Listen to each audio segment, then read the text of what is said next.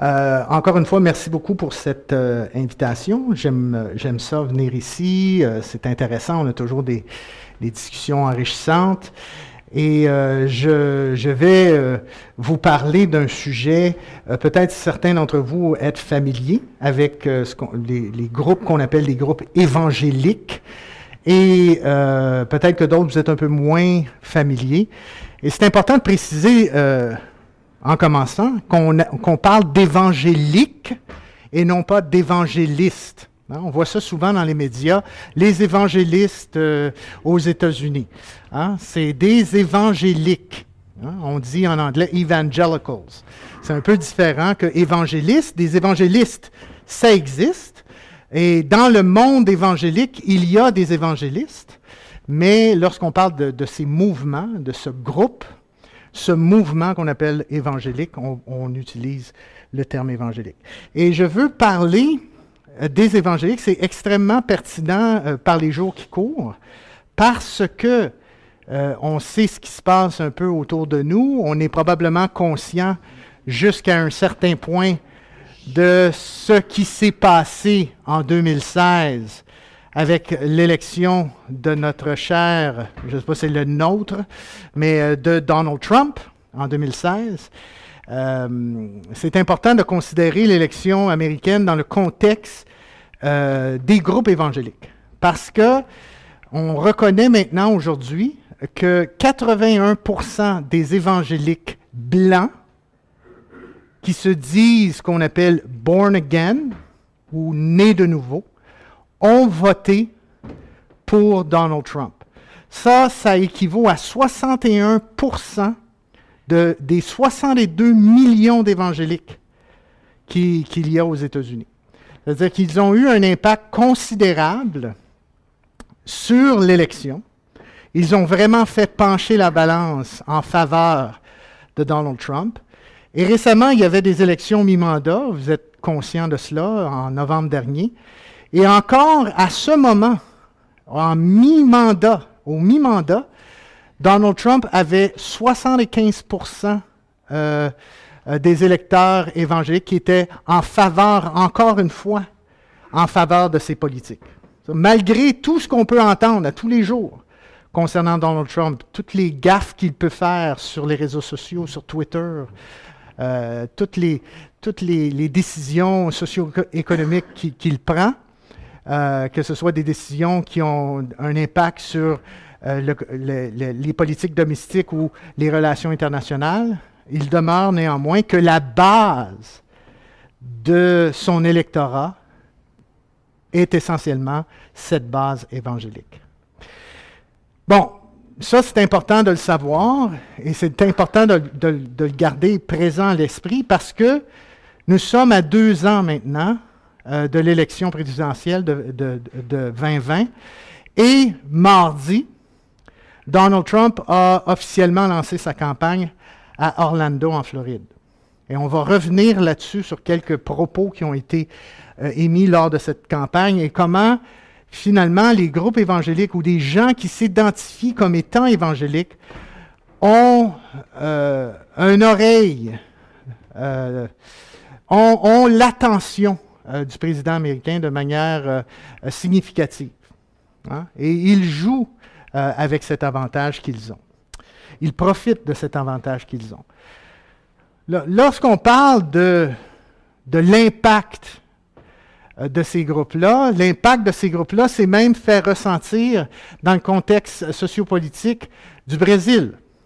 Il y a quelque temps, il y a un nouveau président, hein, Bolsonaro, Jair Bolsonaro, que certains nomment comme étant, et ils sont comme surnom, le Messie, hein, le Messie Bolsonaro, a aussi joui d'une grande popularité auprès des groupes évangéliques, tels que 70% de l'électorat évangélique, 70% de l'électorat évangélique ont voté en faveur de Bolsonaro. Et ça, c'est significatif. Ça représente 56 millions de personnes qui ont voté pour les politiques de Bolsonaro. Et ces politiques-là, bien sûr, sont en ligne directe avec ce que constituent les valeurs des groupes évangéliques. Par exemple, les problèmes qu'ils ont avec les droits des personnes LGBTQ, toutes les questions autour de l'avortement et autres choses en conséquence. C'est pour cela qu'ils ont voté pour un candidat qui a des valeurs semblables à eux. Et Bolsonaro, initialement, est un catholique, mais il est allé jusqu'au point à se faire baptiser comme évangélique, à un moment donné, lors de la campagne présidentielle du Brésil. C'est-à-dire qu'ils ont un impact considérable. Hein? Et ça, c'est des gros pays, là. C'est des pays importants en Amérique. Maintenant, on pourrait peut-être aussi se poser la question, qu'en est-il au Canada? Est-ce qu'on est immunisé de l'impact et des projets sociopolitiques que ces groupes auraient? Bien, on a deux exemples qu'on peut, de manière assez concrète et qui ont été évalués de manière assez convaincante sur le plan des données. Deux élections provinciales où des groupes évangéliques ou des groupes qu'on appelle, qui font partie de ce qu'on appelle la droite chrétienne, et je vais expliquer qu'est-ce que c'est dans quelques instants, mais dont certains groupes évangéliques font partie de cette droite chrétienne-là, ont été responsables jusqu'à un certain point de l'élection de Doug Ford en Ontario. Lorsqu'il y a eu, par exemple, la course à la chefferie pour le Parti conservateur de l'Ontario, la candidate favorite de ces groupes, qui était Tanya Granick, n'est pas passée au deuxième tour, et c'est à ce moment que les groupes de pression, composés majoritairement de groupes évangéliques, ont donné leur appui sous la promesse que Doug Ford allait revoir le curriculum sur l'éducation sexuelle, qu'il allait finalement limiter certains droits des communautés LGBTQ, qui pourrait peut-être même revisiter certaines choses autour de l'avortement. En tout cas, jusqu'à un certain point, certaines des idées prononcées ou promues par Doug Ford correspondaient beaucoup à certaines des valeurs qu'on retrouve chez ces groupes-là. Et ils se sont appropriés cette victoire. Ils se sont dit que c'est Dieu qui a donné la victoire à Doug Ford. La même chose récemment en Alberta, Jason Kenney. Jason Kenney qui a développé à travers les années toutes sortes de réseautages, toutes sortes de liens avec toutes sortes de groupes religieux. Et on pourrait dire que la droite chrétienne, parce que l'Alberta, c'est quand même une des provinces où la présence du christianisme est quand même assez forte, qu'un très, très gros mouvement de ce qu'on appelle homeschooling, ou l'éducation à la maison, où ce que les parents veulent avoir le contrôle de l'éducation de leurs enfants, veulent pouvoir leur enseigner les théories de l'évolution, toutes les questions autour des genres et des choses comme ça. Et Kenney, bien sûr, lui, était pour conserver ces droits-là. Tandis que le gouvernement précédent voulait comme limiter certains de ces droits-là que les gens avaient. Et la droite chrétienne en Alberta s'est définitivement alignée derrière Kenney et il a remporté son pari. Mais c'est suite au réseautage qu'il avait développé pendant des années avec des groupes qui constituent ce qu'on appelle la droite chrétienne. Là, pour nous, la question demeure, qu'est-ce qui va se passer à l'élection fédérale? Parce que, bon, à l'élection fédérale, il y a Andrew Scheer, le conservateur Andrew Scheer, qui finalement lui-même a des rapports avec certains groupes de la droite chrétienne. Ça va être intéressant de voir, est-ce qu'il va y avoir un balayage à travers les provinces d'un certain conservatisme et qui va ouvrir la porte à l'élection fédérale au Parti conservateur et que ça pourrait ramener des questions comme l'avortement et d'autres, parce qu'il y a beaucoup de groupes de pression à travers le Canada encore qui veulent réouvrir cette question-là de l'avortement.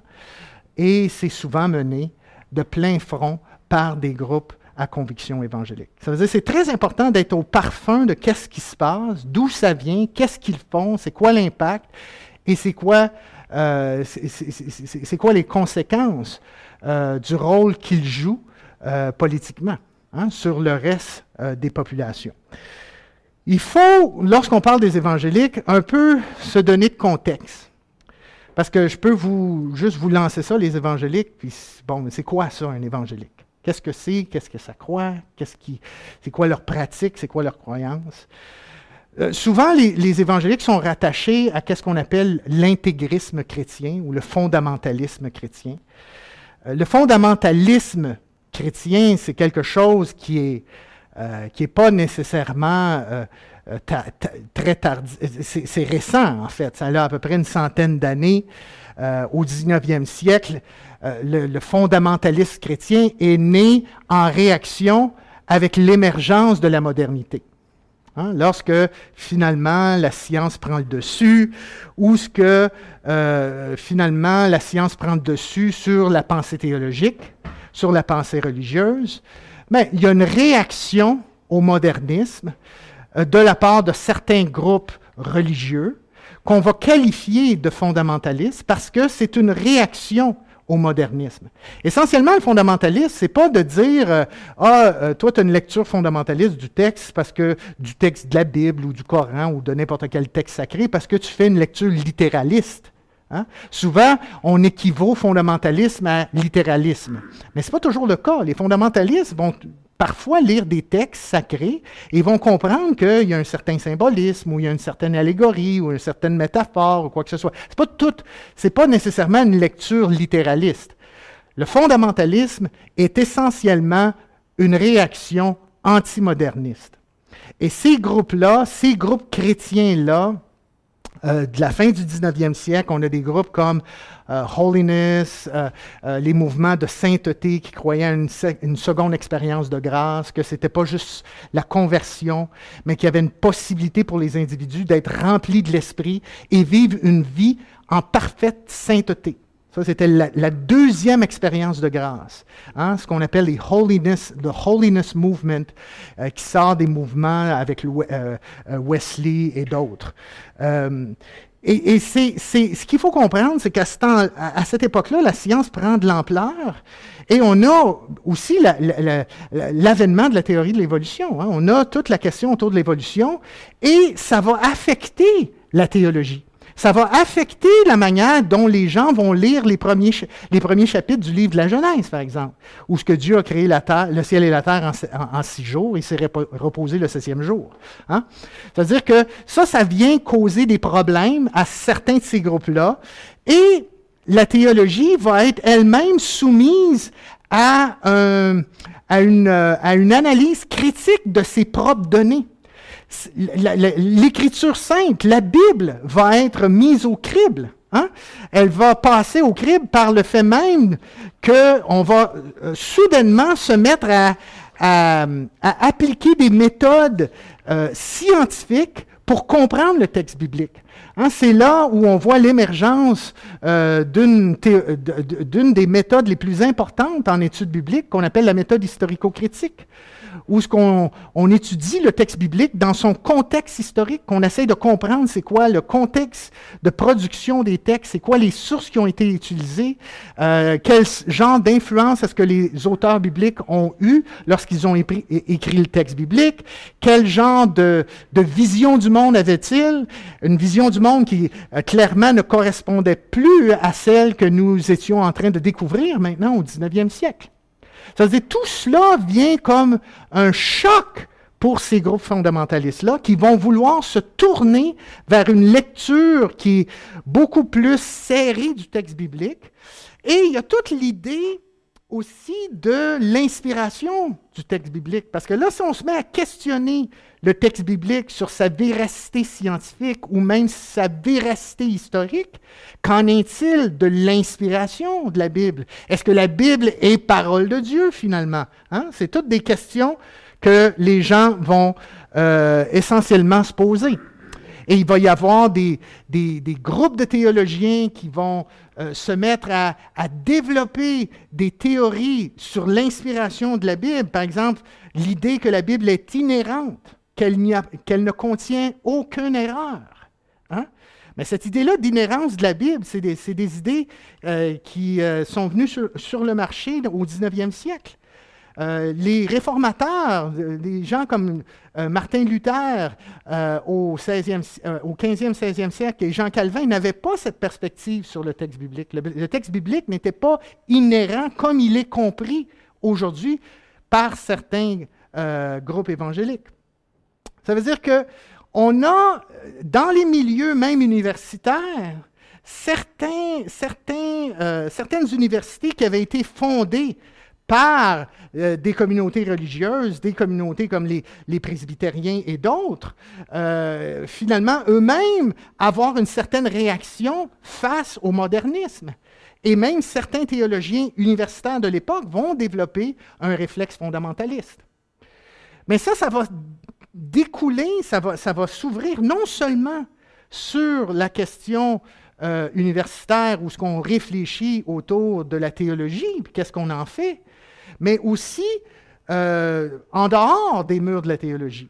Vous avez des pasteurs, vous avez des gens comme John Nielsen Darby. On a une Bible traduite, on a la Bible Darby aujourd'hui qui existe, qui est encore en circulation. Vous avez des versions, vous l'avez en anglais, vous l'avez en français, où ces gens-là vont commencer à développer une manière de lire le texte biblique pour garder, jusqu'à un certain point, sa pertinence. Et lorsqu'on est devant cette idée-là du modernisme, il y a toute l'idée de la fin du monde, la fin des temps. Est-ce qu'on est à un moment où ce que les gens vont abandonner Dieu parce que là, la science prend le dessus? Et est-ce que le retour du Christ est pour bientôt? Des gens comme John Nelson Darby vont développer un système théologique, une manière de lire la Bible qu'on appelle le dispensationalisme, où finalement on lit la Bible, on a une grille de lecture biblique et on comprend la Bible, on la lit de manière linéaire. On comprend le développement de l'histoire comme étant un développement qui est linéaire et qu'à travers le temps, Dieu aurait conclu des alliances avec différents groupes, dont Israël. Et dans les derniers jours, l'alliance la plus importante, c'est celle avec l'Église, c'est celle avec ce qu'ils appellent le corps de Christ, ou le corps du Christ, l'Église, les croyants. Et l'Église vient jusqu'à un certain point, dans le système dispensationaliste de Darby, vient qu'à remplacer le peuple juif. L'Église, elle devient, d'un certain sens, le nouvel Israël. Voyez-vous? Et il y a tout un système très complexe où ce qu'il développe une espèce de périodisation de l'histoire avec des alliances. Je vais vous montrer un tableau un peu plus loin pour vous montrer les implications de cela. Mais Darby préconisait un retour imminent du Christ sur la terre pour établir son royaume millénaire, hein, ce qu'on appelle en jargon commun dans le monde évangélique le millénium, hein, cette période de paix où le Christ va régner pour 1000 ans sur la terre. À cette époque, il y a la publication d'une série de livrets qu'on appelait « The Fundamentals », qui traitaient de toutes sortes de questions pratiques parce qu'on veut s'attaquer justement au modernisme. Ça veut dire qu'on va s'attaquer à la haute critique de la théologie libérale, on va s'attaquer au catholicisme, on va s'attaquer au socialisme, au modernisme, à l'athéisme, à la science chrétienne, au mormonisme, et mettez-en. Hein? On essaye d'établir quels sont les paramètres de qu'est-ce que constitue la vraie foi chrétienne pour ces groupes protestants. Voyez-vous? Et ça va devenir important, cette série de livrets-là, parce que c'est à partir de ce moment-là qu'on va parler de fondamentalistes, de groupes fondamentalistes, suite à la publication entre 1910 et 1915 de ces livrets qu'on appelle « the fundamentals ». Et c'est important de comprendre ça parce que les groupes évangéliques, comme on les comprend aujourd'hui, vont un peu hériter de ça. Hein? Ils vont être un peu les héritiers de ça jusqu'à un certain point. Mais vous allez voir que pas nécessairement tous les évangéliques sont des fondamentalistes et des fondamentalistes ont certaines particularités. Bon, au début du 20e siècle, les fondamentalistes veulent prendre la place. Mais il y a quelque chose qui va se produire en 1925, ce qu'on appelle la fameuse Scopes Trial. Scopes Trial, nommé suite à une initiative d'un enseignant, et ça, on a un petit tableau ici qui explique un peu ce qui s'est produit en 1925. Il y a eu un procès parce que cet enseignant du nom de John Thomas Scopes a voulu enseigner la théorie de l'évolution dans l'école, hein, dans une école. Et là, les gens étaient en état de choc. Ils se disaient, non, c'est illégal, il ne peut pas faire ça, on va le traîner en cours. Et ils l'ont emmené en cours. Et il y avait le procureur contre lui, et qui était lui-même un pasteur d'une certaine dénomination. Et finalement, Scopes a perdu. il a perdu. Et il a dû payer une amende. Et il y a eu vraiment beaucoup d'effervescence, même médiatique, autour de cet événement-là qu'on appelle le Scopes Trial, tellement que les gens du dehors, les gens des médias, les gens qui n'étaient pas nécessairement évangéliques eux-mêmes ou fondamentalistes, se moquaient de la manière dont ces groupes fondamentalistes croyaient aux origines de la Terre. Ils ont gagné le procès contre Scopes, mais ils ont perdu l'opinion publique. Ils ont été la risée de l'opinion publique et ils ont dû se retirer de l'opinion publique. Ils ont dû se retirer du public lui-même, d'un certain sens, parce que les gens les méprisaient. C'est-à-dire qu'après la Scopes Trial, ça a été une débandade pour ce qu'on appelle les fondamentalistes.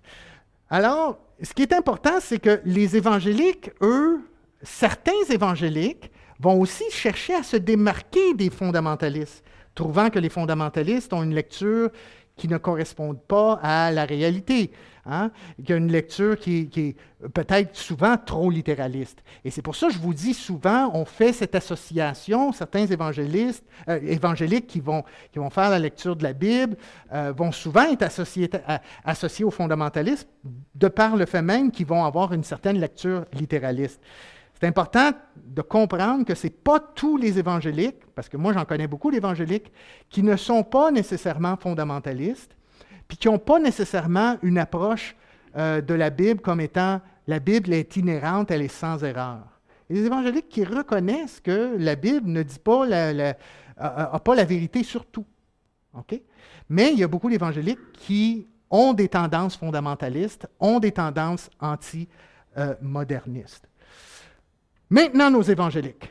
On apprend et on découvre les évangéliques de plus en plus. Il y a comme une montée de l'évangélisme, d'un certain sens, avec Billy Graham. Au milieu du 20e siècle, il devient la figure de qu'est-ce que constituent les évangéliques. Hein? Si on parle des évangéliques, souvent même on posait la question à certaines personnes, comment on définit ça un évangélique? Ah, c'est quelqu'un qui aime Billy Graham, ou c'est quelqu'un qui est comme Billy Graham. Hein? Parce qu'on associait souvent l'évangélique à Billy Graham. Puis même, on posait la question à Billy Graham, c'est quoi un évangélique? Puis même Billy Graham, souvent, avait de la difficulté à définir qu'est-ce qu'un évangélique. Et c'est, même encore aujourd'hui, quelque chose de difficile. Les chercheurs se posent un peu la question, comment on définit l'évangélique? C'est quoi un évangélique? Est-ce qu'on donne une définition qui est politique? Parce qu'on peut avoir une définition sociopolitique. Est-ce qu'on a une définition qui est sociologique? Qui est finalement en réaction à quelque chose en société, et finalement, il y a un groupe social qui se constitue autour de certaines valeurs, et c'est ce qu'on appelle l'évangélique. Ou est-ce qu'on définit les évangéliques comme étant en matière, où on définit les évangéliques de par leur croyance théologique? Comment on fait ça? Aujourd'hui, il y a une grande majorité de chercheurs qui vont encore s'attacher à une définition qui a été fournie par David Bibbington, qui est un chercheur en histoire, qui a écrit un livre assez important sur l'évangélisme et les groupes évangéliques, mais en Grande-Bretagne. Et lui a cerné des caractéristiques qu'on appelle le quadrilatéral évangélique. C'est 4 éléments. Hein? Et souvent, les chercheurs vont se rallier à la définition de Bibbington. Elle n'est pas parfaite, cette définition-là, mais elle nous donne un peu un sens à qu'est-ce qu'un évangélique, surtout dans une perspective théologique. Il y a 4 éléments. L'évangélique met l'accent, premièrement, Bibbington va parler de l'importance de la conversion ou de ce qu'on appelle l'expérience de la nouvelle naissance. Souvent, vous entendez, je ne sais pas, vous avez déjà vu ça, mais là, on a moins sur les chaînes d'aujourd'hui, mais ça arrive parfois. Vous allez avoir des prédicateurs américains, puis vous allez les entendre en anglais prêcher, ils vont dire « You must be born again ». Hein? Vous devez naître de nouveau. Hein? C'est cette expérience spirituelle qui est basée sur un texte de l'Évangile de Jean au chapitre 3, verset 3. Et cette expérience d'un nouveau départ, la nouvelle naissance, le born again Christian. Ça, c'est une caractéristique des évangéliques. La deuxième chose, c'est ce qu'on appelle le biblicisme, ou l'idée que la Bible est le fondement de la foi. On n'est pas obligé d'avoir une perspective d'inhérence, mais la Bible, c'est le manuel d'instruction comment vivre notre vie. C'est-à-dire, l'évangélique va être fortement rattaché, il va fortement se rattacher au contenu biblique pour gérer sa vie. Okay? La troisième chose, c'est ce qu'on appelle le crucicentrisme, ou l'importance ou la centralité du message de la croix, de la crucifixion. Ça veut dire que le salut, ou la manière dont quelqu'un peut être sauvé, n'est que possible par le sacrifice de la croix, n'est que possible que par le fait que Jésus est mort sur la croix. Et c'est cette prédication du message de la croix qui devient un élément clé de l'évangélisme. Et le quatrième élément, c'est ce qu'on appelle l'activisme ou le prosélytisme évangélique et l'action sociale. Vous allez voir, les évangéliques sont très, très axés à chercher à convaincre les gens à adhérer à leur mouvement, à adhérer à leurs croyances. Hein. Ils vont faire, des fois, ils vont aller faire du porte-à-porte, ils vont faire des croisades, des prédications extérieures, ils vont se mettre sur une coin de rue, puis ils vont commencer à prêcher l'Évangile, toutes sortes de choses comme ça. Ils vont passer des Bibles, ils vont aller dans les prisons, ils vont distribuer des Bibles, ils vont laisser des Bibles dans des hôtels, hein, les Bibles Gédéon, par exemple, hein, des choses comme ça. Ça veut dire qu'il y a un activisme social très fort. Hein. Le but, c'est de convertir. Il y a un autre élément que certains chercheurs, je ne l'ai pas mis là-dedans, mais que certains chercheurs vont ajouter à cela, c'est l'idée de transdénominationnalisme. Vous savez, les groupes protestants, bon, nous, souvent, au Québec, on est habitué avec le catholicisme, vous savez, les catholiques. Hein, puis c'est une entité, les catholiques. Mais lorsqu'on parle des protestants, bien, il y a beaucoup de branches de protestantisme. Hein?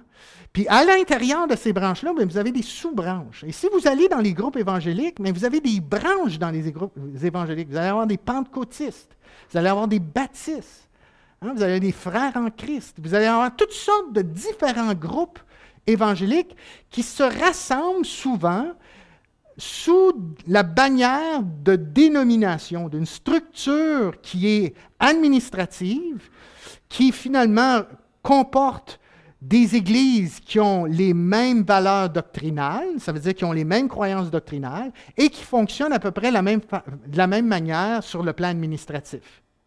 Ils vont faire une dénomination d'église. Par exemple, vous avez au Canada ce qu'on appelle les Assemblées de la Pentecôte du Canada, ou les Assemblées de Pentecôte du Canada, qui regroupent au-delà de 1000 églises à travers le Canada. OK?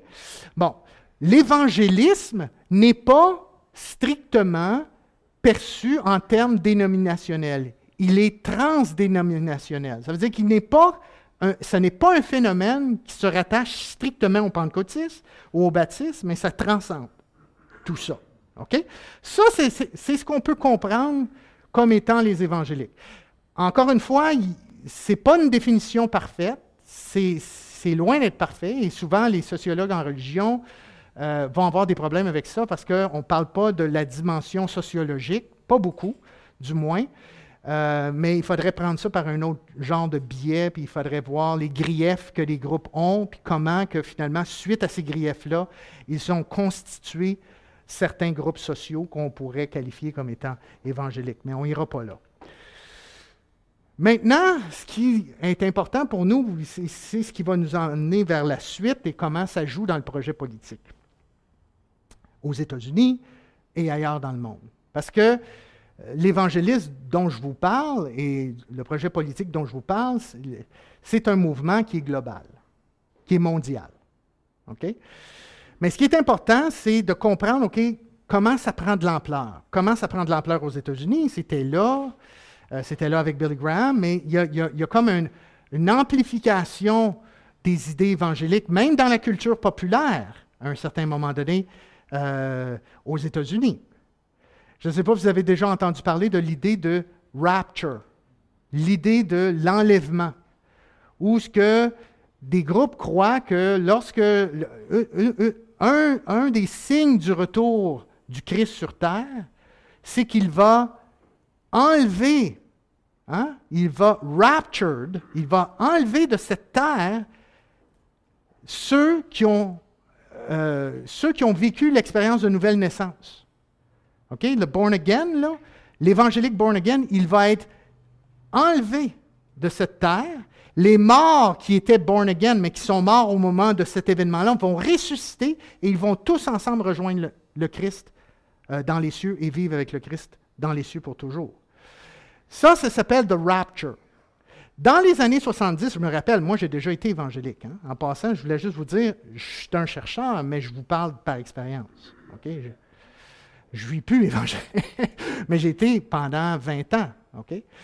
Je me rappelle dans les années 70, tout ça, 80, on avait peur de cette idée-là de l'enlèvement de l'Église, de l'enlèvement des vrais croyants, parce qu'on se disait, quand le Christ va revenir, il va juste enlever les vrais croyants, ceux qui sont hypocrites, ceux qui sont faux. Il va les laisser sur terre et il va y avoir un déferlement des jugements de Dieu sur terre. Et moi, si je ne suis pas vrai, là, je vais être pogné là sur terre. Voyez-vous? Je ne serai pas comme enlevé de cette terre. Mais il y a vraiment une espèce de théologie de la fuite, où le but de cette vie, c'est de fuir. C'est de fuir et de se retrouver avec Dieu lors de l'enlèvement. Il y a pas à ce moment-là, il n'y a pas vraiment d'incitation politique à changer le monde pour le mieux. On attend juste parce qu'on sait que le monde est voué à l'échec, que Dieu est enragé contre la planète Terre, qu'il est enragé contre les êtres humains parce qu'ils sont tous pécheurs, ils ne veulent rien savoir du message chrétien. Bien, on veut juste fuir ce monde que Dieu va mettre sous son jugement. C'est-à-dire qu'il y a une espèce de passivité politique dans les années 70. C'est pas vraiment... Les gens sont plus préoccupés par eux-mêmes. Les chrétiens évangéliques sont plus préoccupés par leur propre pureté personnelle afin d'échapper à ce monde corrompu.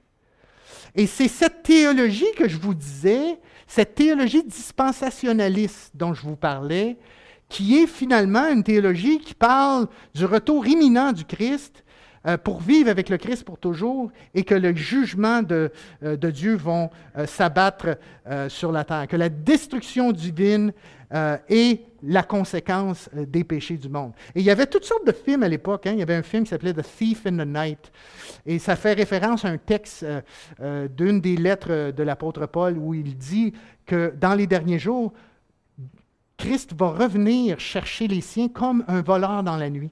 Et vous devez être prêts. Vous devez être prêts comme si, finalement, il pourrait revenir à n'importe quel moment, mais vous devez être prêts pour son retour. Et il y avait des livres populaires comme celui de Hal Lindsey qui étaient vraiment des livres apocalyptiques, catastrophiques, que finalement la fin des temps est là et que les puissances mondiales s'alignent pour la finale de la grande bataille de la fin des temps, la bataille de ce qu'on appelle la bataille d'Armageddon. Hein? C'est une grande catastrophe, un grand événement catastrophique qui allait se produire et bouleverser la planète.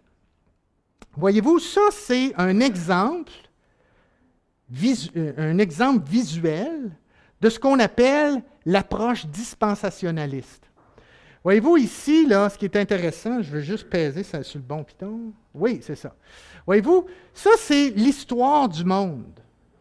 Et c'est lu de manière linéaire. Voyez-vous, vous avez, au début, vous avez l'éternité, vous avez Dieu qui est là, et là, il va créer le monde et le jardin d'Éden.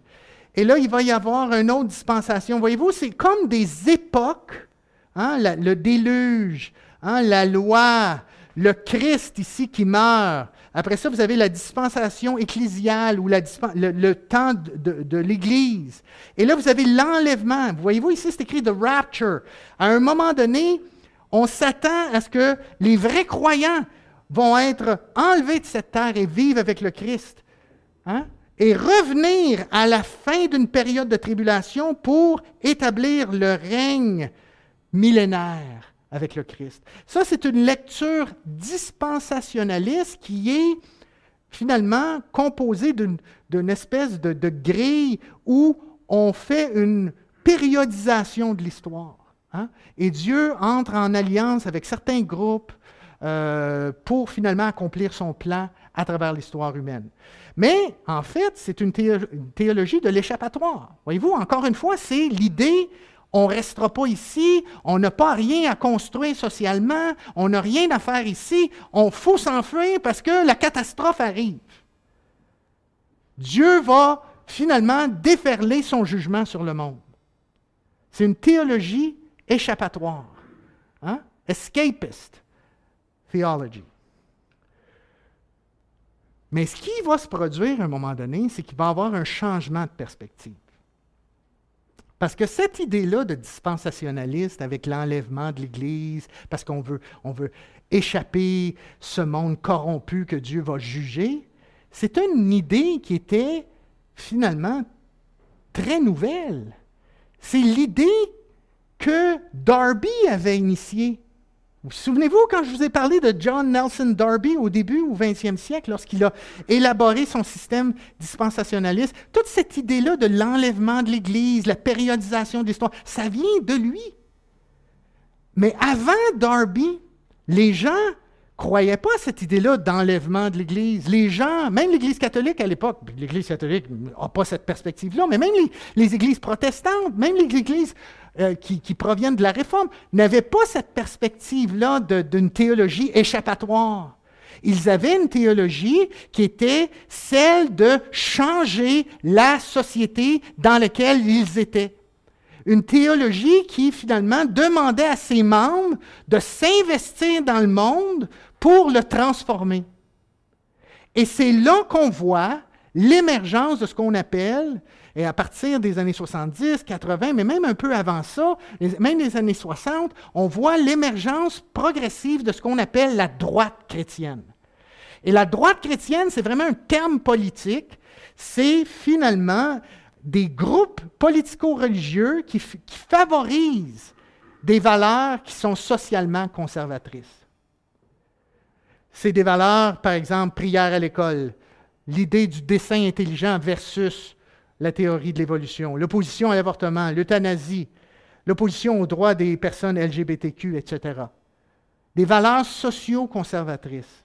C'est d'imposer, la droite chrétienne, ce qu'elle cherche à faire depuis les années 80, on a vu ça aux États-Unis avec le révérend Jerry Falwell, avec ce qu'on appelait la moral majority.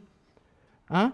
C'est ce qu'on a vu aux États-Unis. Hein? Ils ont réussi à faire élire à un moment donné Jimmy Carter, le premier président évangélique, hein? Chrétien, Jimmy Carter.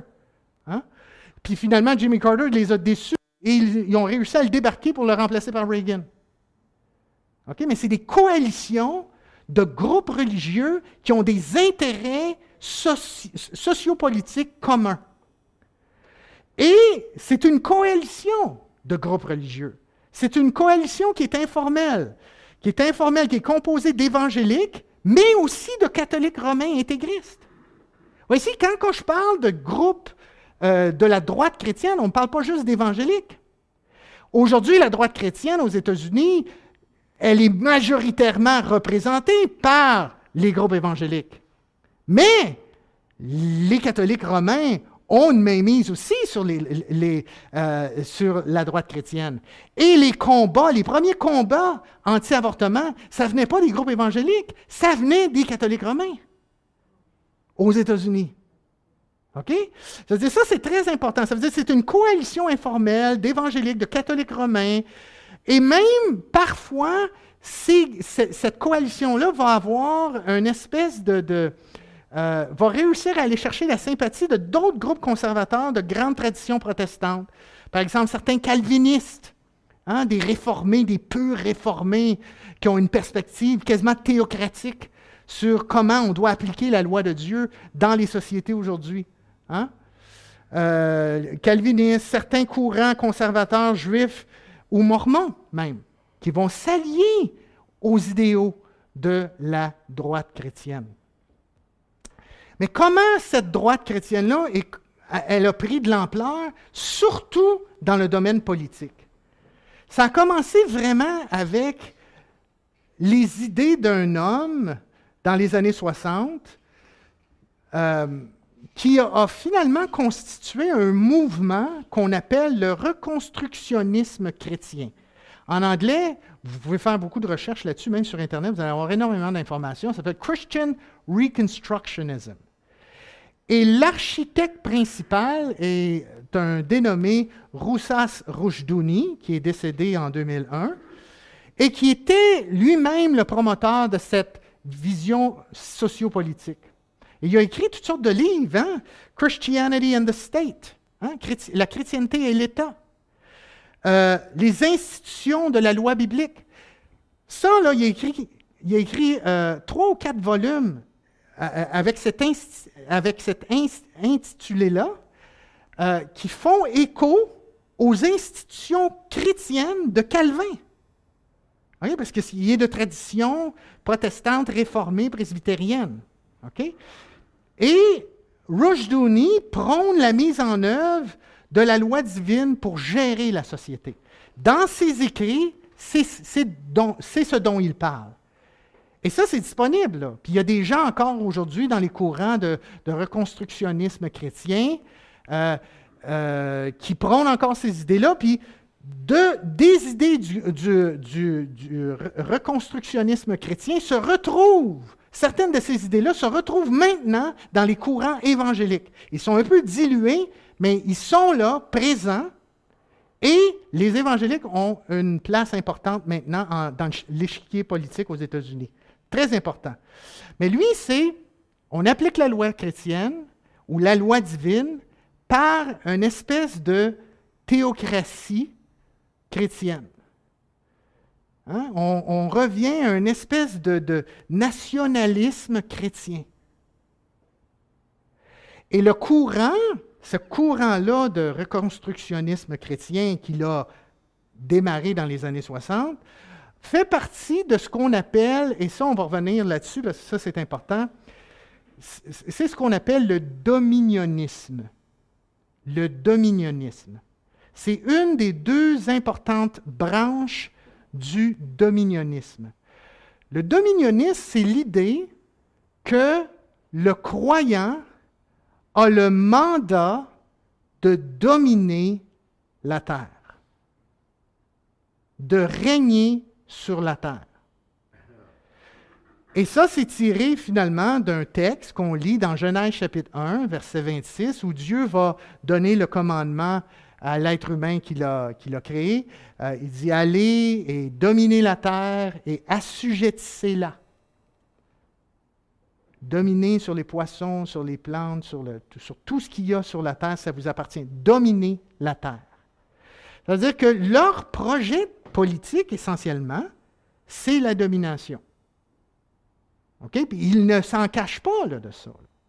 Et si vous lisez les textes de Rushdoony, c'est très, très clair. Le chrétien, sa responsabilité, c'est de faire advenir le royaume de Dieu sur terre. C'est comme ça qu'on étend le dominionnisme.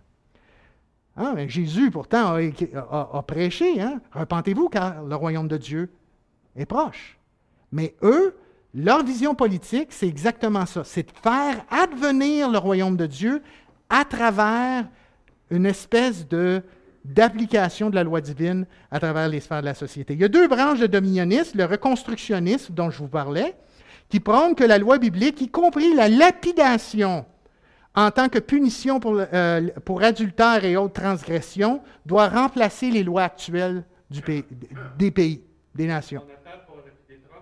Ah, mais ça, on va arriver à ça. Vous allez voir comment on revire ça complètement à l'envers. Parce qu'on a une solution pour Trump, hein? Vous allez voir. Ah oui, il faut expliquer ça. Pourquoi que les évangéliques approuvent Trump? Hein? C'est comme un non-sens, là.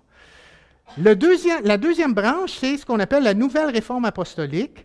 Ça, c'est un autre courant.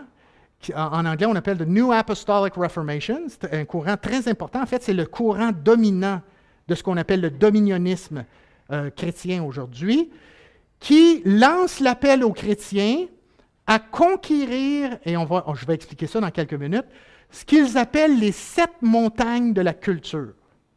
En anglais, on va parler de Seven Mountains Mandate, le mandat des 7 montagnes. Bon, c'est quoi ça? Je vais vous expliquer ça, ce ne sera pas très long. Mais ce qui est important là, de comprendre ici, là, c'est qu'il y a ces deux formes de dominionnisme, une qui est assez radicale, l'autre qui est aussi radicale, mais qui est plus subtile. Et vous allez voir que c'est la dimension plus subtile qui prend de l'ampleur en ce moment, puis c'est pour ça que personne ne voit rien. C'est pour ça que les gens ne s'aperçoivent pas de ce qui se passe en ce moment aux États-Unis, puis qu'est-ce qui peut se passer ailleurs dans le monde lorsque des chrétiens prennent au sérieux ce message-là du mandat des 7 montagnes. Vous allez voir c'est quoi les conséquences de cela. Voyez-vous, avant le dispensationalisme, qui était cette théologie de l'échappatoire, l'Église chrétienne en général, à travers les siècles, a toujours eu une vision qui était post-millénariste. Le post-millénarisme, c'est essentiellement, mais ça j'ai un tableau, j'ai juste trouvé c'est quelque chose qui est en anglais, mais ce n'est pas compliqué. Jésus meurt et la période après sa mort, c'est la période où l'Église règne dans le monde et sa mission, c'est de faire advenir le royaume de Dieu dans ce monde. Sa mission, c'est d'apporter le dominionnisme dans ce monde. Sa mission, c'est d'effectuer une transformation sociale de ce monde pour préparer le retour du Christ. Voyez-vous, ce n'est pas échapper le monde. Ce n'est pas s'enfuir ou être enlevé de ce monde parce que Dieu va le juger et il va y avoir des tribulations. Non, la vision post-millénariste accepte la réalité que l'Église sera elle-même aux prises avec des tribulations. Mais son mandat principal, c'est de transformer la société afin de la préparer pour la venue du Christ. Et ça, la société va graduellement changer pour le meilleur, au moins du moins dans leur compréhension de qu'est-ce que constitue le meilleur. Là, on va s'entendre. Hein? C'est leur vision de qu'est-ce que constitue le meilleur. Mais ce qui est important de comprendre, c'est que ça peut se faire de différentes façons. Et l'une de ces façons, c'est à travers ce qu'on a vu, le dominionnisme. Et ce dominionnisme-là peut être aussi, c'est d'établir le royaume et même utiliser la violence si nécessaire. Okay? Lorsqu'on est en train de dire à quelqu'un que la punition pour adultère, c'est lapidation, il y a une forme de violence là. Puis Rushdoony, à l'époque, il disait, tu sais, j'aime pas ça vraiment, mais c'est ce que la Bible dit. Voyez-vous? Moi, je suis obligé de me soumettre à la Bible me dit ça. Bon, mais ça, c'est une lecture particulière de la Bible là, pour arriver à cette conclusion-là. Là. Il ne fait pas de distinction entre les écrits qui étaient adressés à Israël dans un contexte historique particulier face à, finalement, d'autres écrits qui sont les écrits du Nouveau Testament. Il ne fait pas de distinction. Là. Lui, c'est toute la Bible est pour encore aujourd'hui. Voyez-vous? Ça veut dire que le dominianisme a une vision qui est post-millénariste. Ça veut dire que les gens qui étaient dans le dispensationalisme avant, là, qui voulaient juste s'enfuir de la terre, il n'y avait aucune raison pour s'impliquer politiquement.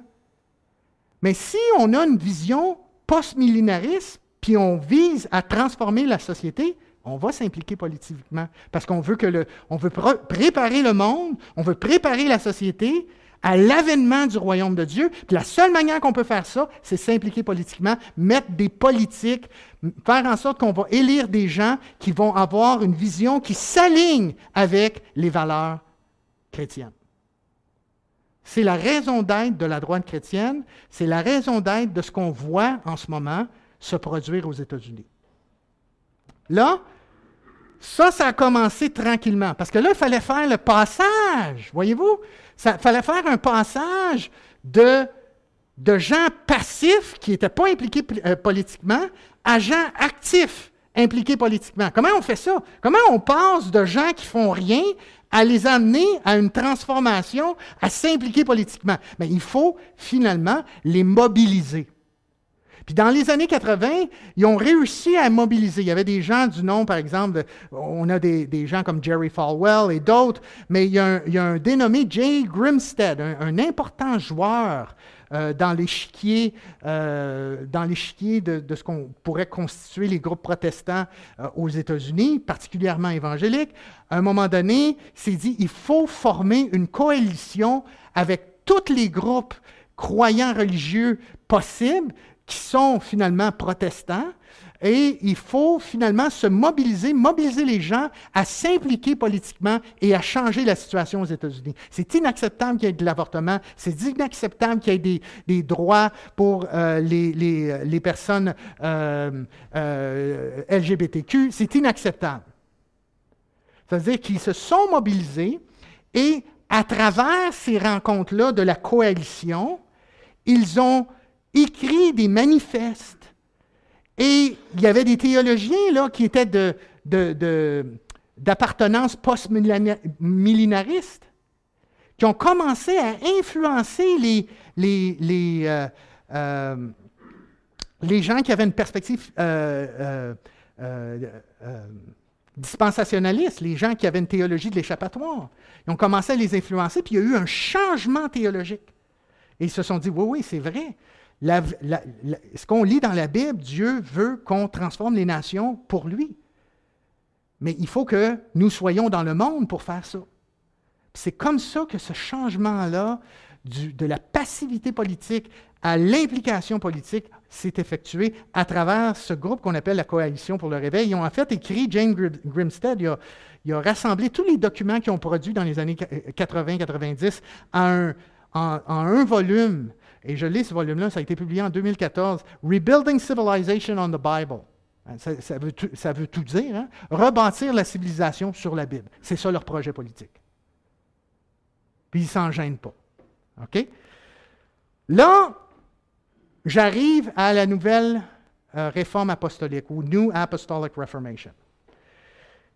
Parce que, vous savez, Rushdoony, avec ses idées de lapider les gens, puis tuer le monde parce qu'ils ne suivent pas la Bible, puis tout ça, c'est un peu trop radical. Ça a été, il y a des gens qui ont trouvé ça un peu radical. Ils se sont dit, OK, faudrait adoucir ça un peu. Mais c'est là que la nouvelle réforme apostolique, dans les années 90, il y a un autre mouvement du courant dominionniste qui a commencé à émerger.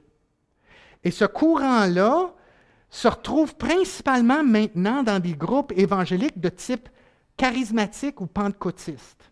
Mais c'est des groupes évangéliques. Et ils sont axés sur la pénétration des structures sociales. Comment on change le monde? On ne change pas le monde en les lapidant.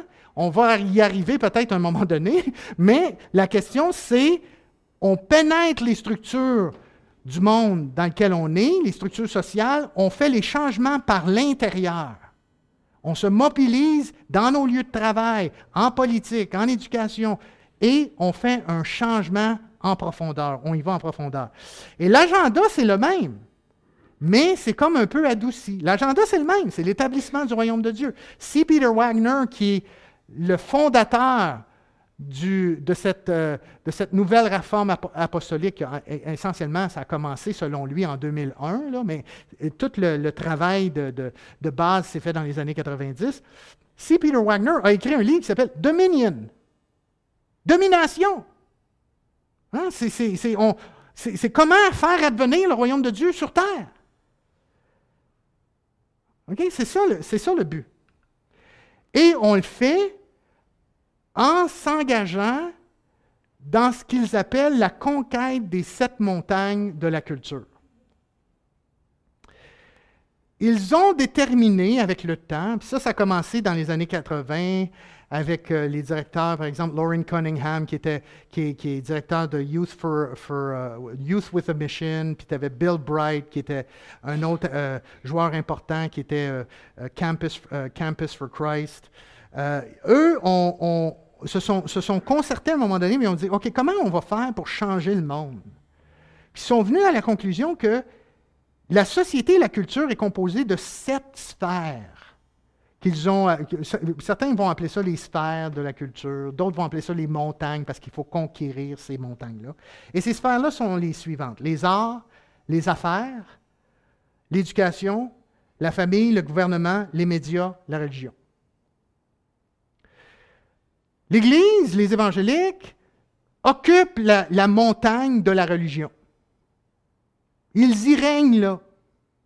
Ils ont contrôle de la sphère du religieux. Mais ils n'ont pas d'implication, ils n'ont pas d'implication, mais ils n'ont pas d'impact dans les autres sphères.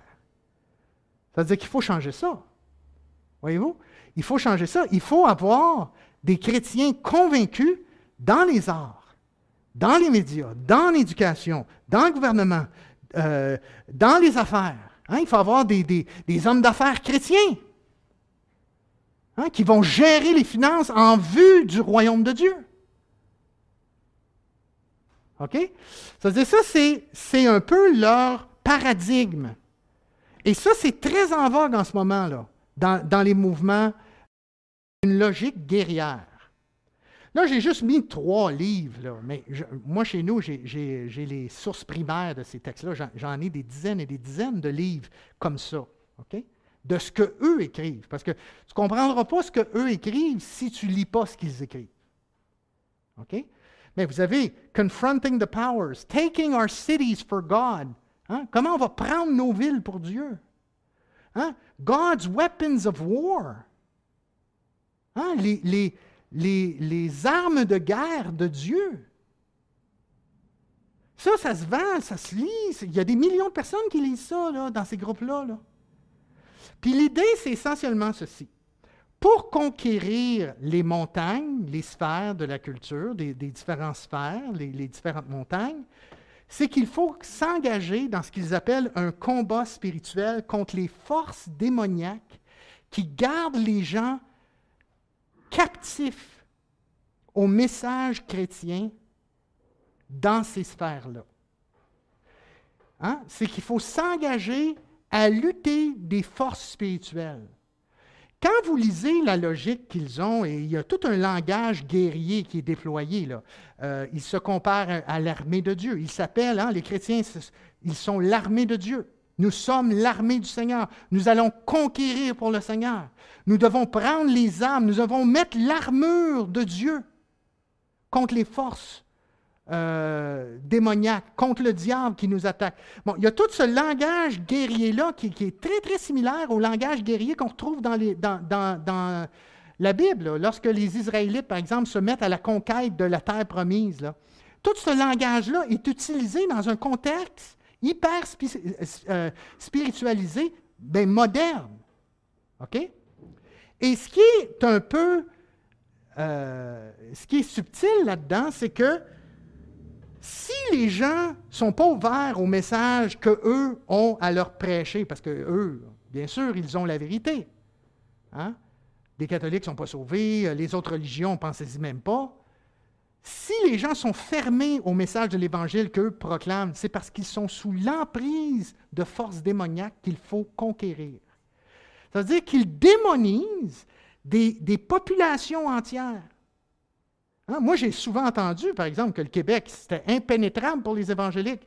Il y avait un esprit de catholicisme au-dessus du Québec. Il y avait un démon, il y avait une principalité spirituelle qui finalement gardait les gens captifs dans des rituels religieux inutiles, puis que les gens ne se convertissaient pas parce qu'il y avait une force démoniaque au-dessus de la province du Québec, au-dessus de régions, de territoriaux. Ça, c'est une forme de colonisation spirituelle, voyez-vous?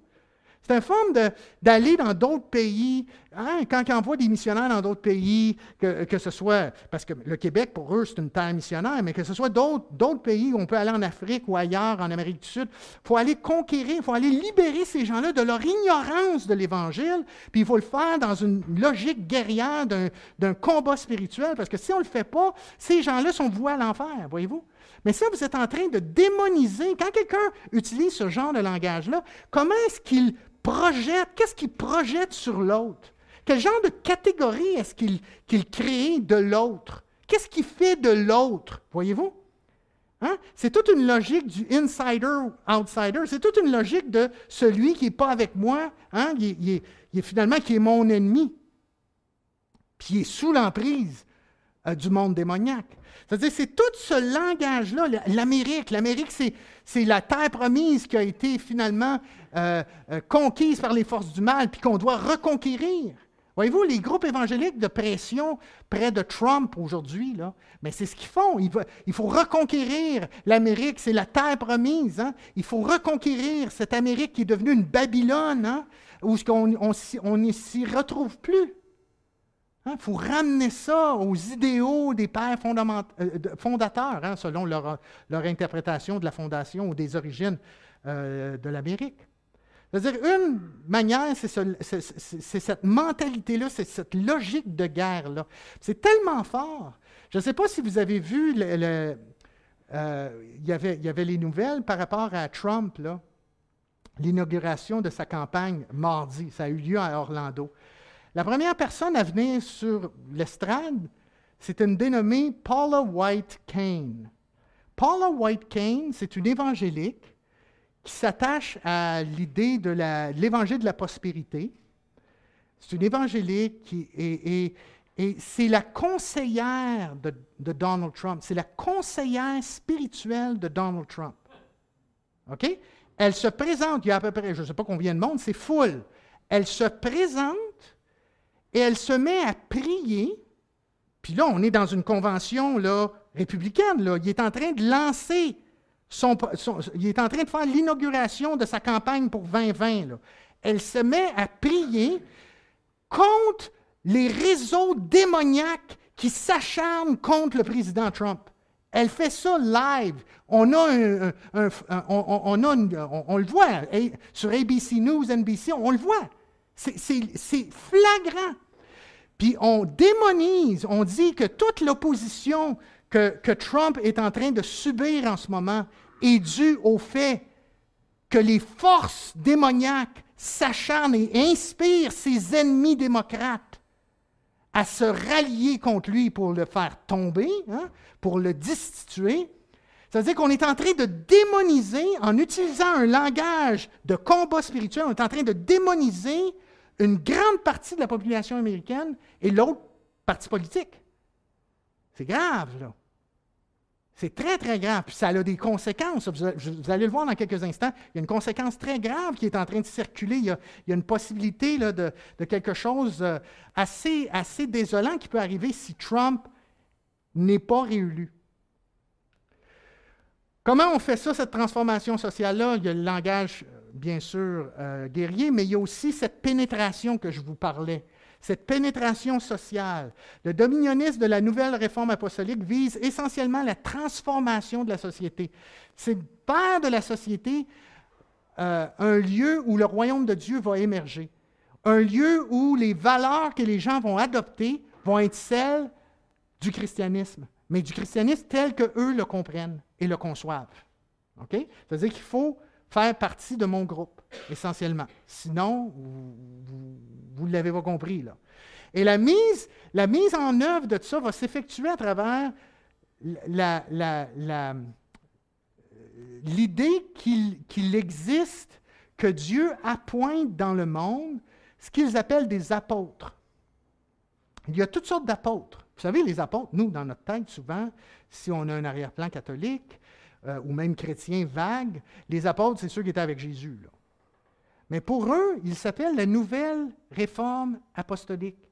C'est qu'eux, ils croient que Dieu, qu'il y a encore des apôtres présents dans le monde aujourd'hui et que Dieu appelle des gens à l'apostolat. L'apostolat, essentiellement, être apôtre, ça veut dire, le mot apostolat, en grec, veut dire celui qui est envoyé, un ambassadeur, un émissaire, essentiellement.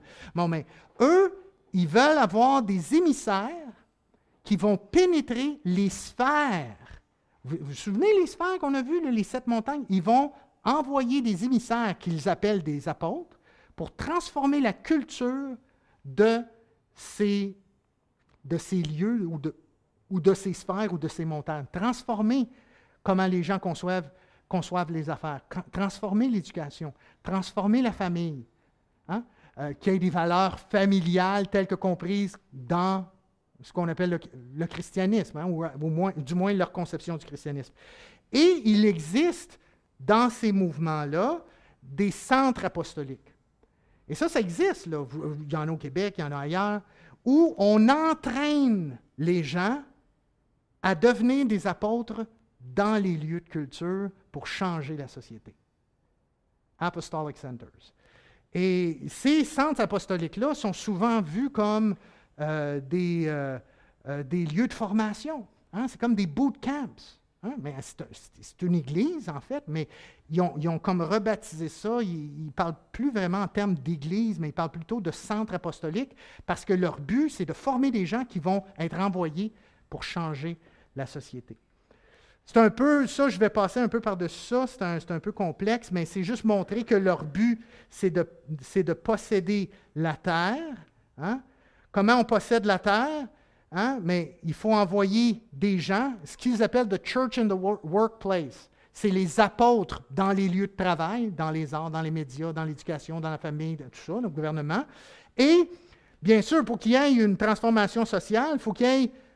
Il y a toute l'idée d'argent, là, on a besoin d'argent. Il y a toute une théorie derrière la croyance qu'il y aurait un transfert divin de sommes astronomiques pour finalement permettre l'établissement du royaume de Dieu et des principes sociaux, politiques de ces groupes-là.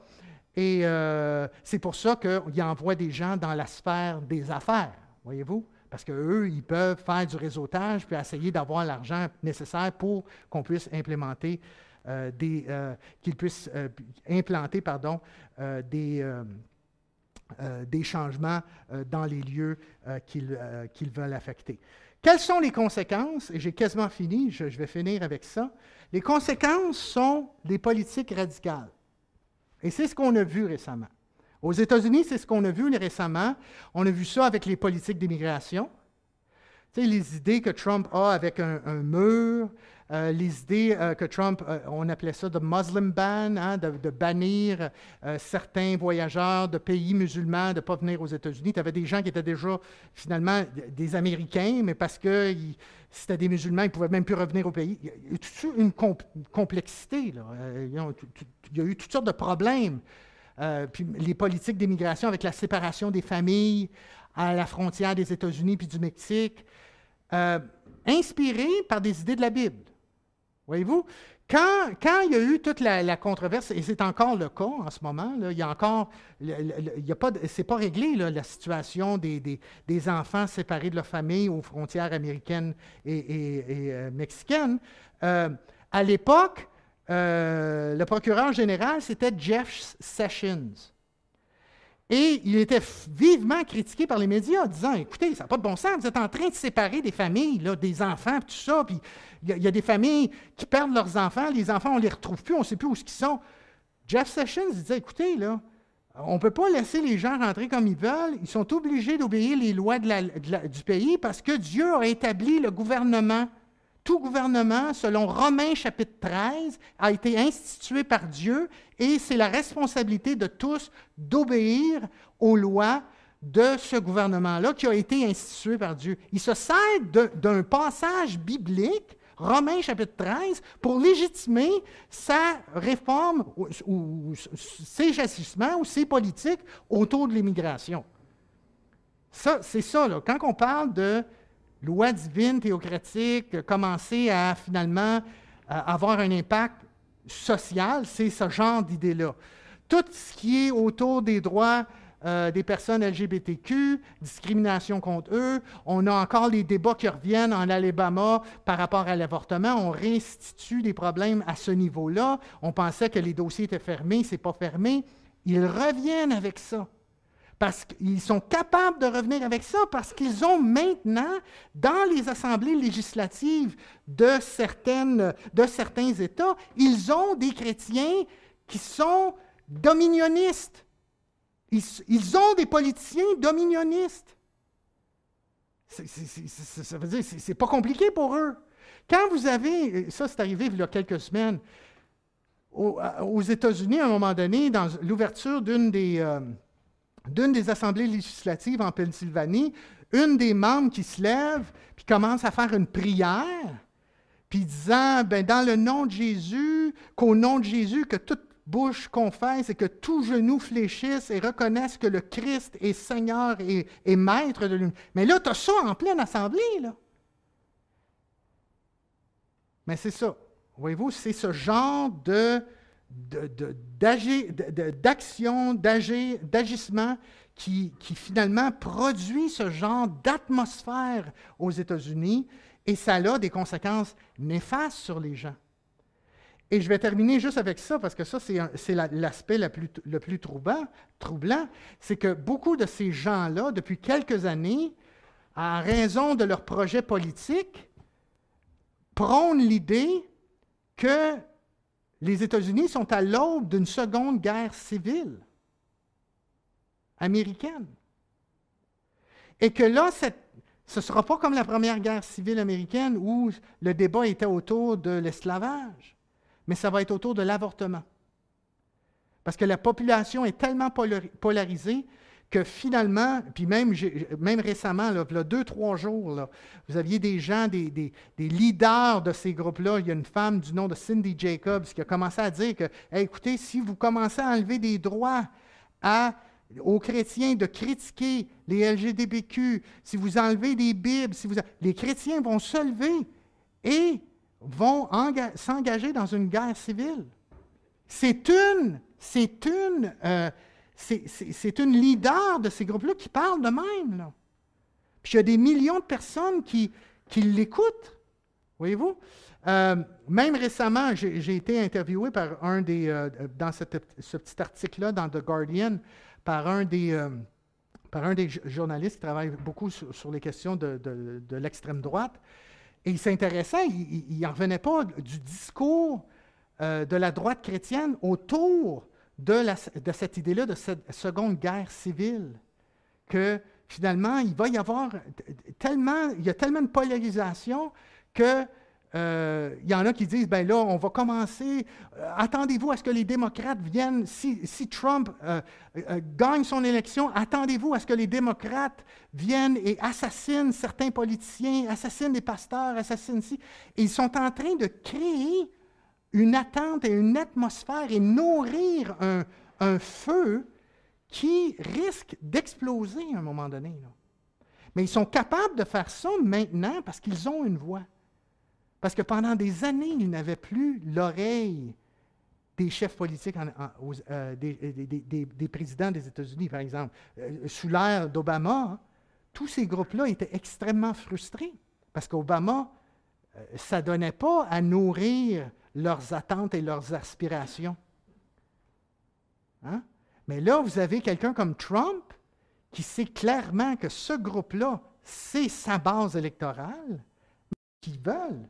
Voyez-vous l'idée là, que, pourquoi qu'ils ne l'appellent pas Trump? Hein? On pourrait penser ça. Mais vous allez être peut-être très surpris de ce que je vais vous dire. Mais pour eux, Trump, OK, puis ça, je peux vous le montrer, là, page par page, je peux vous envoyer des liens si vous ne me croyez pas. Puis il parle de ça comme il parle du beau temps, là. Trump a été élu par Dieu. OK? Eux, Oui, oui, Dieu a choisi, exactement, Dieu a choisi Trump. Puis vous savez, juste pour vous dire, je vous parlais de Paula White Cain. Oui, oui, mais Paula White Cain, là, qui a fait la prière à l'inauguration de Trump, là, quand elle a prié au début, là, elle a cité le psaume 2, versets 1 à 4, qui est un psaume messianique. Et en citant ce psaume-là, elle l'appliquait à Trump. Trump, c'est un messie. Trump est comparé au roi, souvent, au roi David, dans leur littérature. Il est comparé au roi Cyrus. Il y en a même un, il s'appelle Lance Wallnau. Lui, c'est le top, là. Lui, c'est le grand promoteur en ce moment du mandat des 7 montagnes. C'est comme un des piliers de cette stratégie de pénétration sociétale, là. Lui, à un moment, il a écrit un livre. Hein? Il a écrit un livre, ça s'appelle The Chaos Candidate. C'est sur Trump. Puis pour lui, Trump est comparable au roi Cyrus, dont le prophète Ésaïe parle dans le chapitre 45 d'Ésaïe. Savez-vous comment il est venu à cette révélation-là? Un jour, il était en prière, puis tout ça. Puis là, il priait, puis l'avenir des États-Unis, puis un paquet d'affaires. Puis là, Dieu, il a dit, va au chapitre 45 d'Ésaïe. Là, il s'en va au chapitre 45, puis là, il a flashé. En lisant le chapitre 45, ça parle de Cyrus, qui est un roi perse qui a aidé les Juifs à revenir dans leur terre suite à leur captivité en Babylonie. Et dans Ésaïe 45, Dieu parle d'un roi païen perse comme étant son élu, son oint. Le mot hébreu, c'est Messiah, le Messie. Okay? Ça veut dire que Cyrus, c'est un Messie. Ça veut dire que Dieu l'a choisi pour une mission particulière. Un Messie, c'est ça. Hein? Le Christ, Jésus, ce n'était pas le seul Messie. Vous avez David, c'est un Messie. Les gens qui sont choisis, élus pour une tâche particulière par Dieu dans l'Ancien Testament, par exemple, sont décrits comme étant des Messies. Bon. Mais Cyrus, c'est le Messie. Mais là, il a dit, ben, ça c'est Trump, c'est Ésaïe 45. Trump, c'est le 45e président des États-Unis. OK? C'est clair comme de l'eau de roche. Voyez-vous, ça veut dire, ça n'a pas de sens, là. Je veux dire, tu peux pas lire la Bible comme ça. Voyez-vous, on ne peut pas faire une lecture biblique comme ça. Premièrement, les anciens manuscrits, les anciens textes, il n'y avait pas de chapitre, puis il n'y avait pas de verset, il n'y avait rien de ça. Ça, c'est des trucs qui sont venus plus tard. Je vais terminer pour vous dire que, écoutez, moi je vais vous dire ça, là. Peut-être que vous ne serez pas d'accord avec moi, mais moi je vous le dis quand même, parce que moi je le sais, là, de ce temps-là, je fais beaucoup de recherches là-dessus. Ça, c'est beaucoup plus dangereux que n'importe quel groupe djihadiste, là. Beaucoup plus, là. C'est incomparable, ça. Savez-vous pourquoi? Parce que les petits groupes djihadistes, là, ils ont peu de ressources, ils sont souvent en réaction à des griefs très localisés, ils vont essayer de s'organiser un peu à droite, tu sais, à bric-à-brac, il faut essayer de développer des réseaux, tout ça. Ça, là, en ce moment, c'est à la tête de la plus puissante nation au monde et la plus influente dans le monde. Les politiques de Trump domestiques sont influencées par les évangéliques. Toutes ces politiques au niveau du changement climatique sont influencées en ce moment par les idées que un évangélique qui est à Maison-Blanche, qui lui ont donné carte blanche pour faire des études bibliques avec les sénateurs, avec les gens qui sont là, je pense qu'ils se rendent compte, si ma mémoire est bonne, là, je pense à tous les jours. Il y a comme une petite étude biblique, puis les gens, ils viennent comme ils veulent. Puis ces politiques-là, lui, il parle de changement climatique, puis il dit c'est pas vrai parce que la Bible dit que Dieu ne détruira pas la terre par un autre fleuve, par un autre fléau ou par un autre déluge, exactement, merci. Il ne détruira plus la terre, il l'a promis. Et l'homme n'a pas cette capacité-là parce que Dieu est en contrôle de toutes choses. Ça veut dire qu'on base des politiques environnementales, des politiques sur la famille, sur comment traiter les autres, sur l'avortement, des politiques sur l'immigration, même des politiques sur le plan des relations internationales. Le déménagement de l'ambassade des États-Unis de Tel Aviv à Jérusalem, pensez-vous que Trump est arrivé avec ça là, du jour au lendemain, qu'il a inventé ça, ce serait une bonne idée? Mais non, les groupes évangéliques, pour eux, là, Jérusalem, le futur possible temple de Jérusalem, c'est important que Israël, que la ville de Jérusalem soit reconnue comme étant la capitale de l'État moderne d'Israël. Et pour faire cela, bien, il faut faire un geste symbolique comme déménager l'ambassade des États-Unis qui était à Tel Aviv et l'amener à Jérusalem. Voyez-vous, ça crée toute une déstabilisation incroyable au Moyen-Orient, basée sur une perception eschatologique du rôle d'Israël dans l'histoire selon le plan de Dieu, parce que c'est le plan que les évangéliques comprennent tiré de la Bible. Mais ça, c'est Trump qui... Mais ça, voyez-vous, c'est sa base évangélique, c'est les gens autour de lui, son secrétaire d'État, Pompeo, qui est un évangélique, et qu'à un moment donné parlait de l'enlèvement de l'Église, il y a quelques mois dans une des églises qu'il fréquente. Écoutez, c'est ce qui est autour de lui en ce moment-là. C'est-à-dire, ça, c'est beaucoup plus dangereux que ce qu'on peut penser venir du monde de l'islamisme en ce moment. OK? Je vais vous laisser là-dessus. J'ai quelques ressources, si ça vous intéresse, que vous pouvez lire. Il y a beaucoup de choses pour aller plus loin. Et je finis par cette peinture qui a été faite par un certain Joël Pelletier au milieu des années 2000, qui voyait tous les problèmes. Il a repris une scène de l'entrée triomphale à Bruxelles dans les années au 19e siècle par un peintre du 19e siècle. Il a comme retransporté ça, mais dans le moment présent où on voit le Christ rentrer triomphalement. God bless America. Et vous avez tous les gens influents, vous avez des Billy Graham, vous avez toutes sortes de personnages importants, vous avez Rushdoony, Calvin, vous avez tout le monde important de ces groupes dominionnistes qui finalement tentent d'établir une espèce de nationalisme chrétien qui pourrait éventuellement, malheureusement, devenir une certaine théocratie juste au sud de chez nous. Merci beaucoup.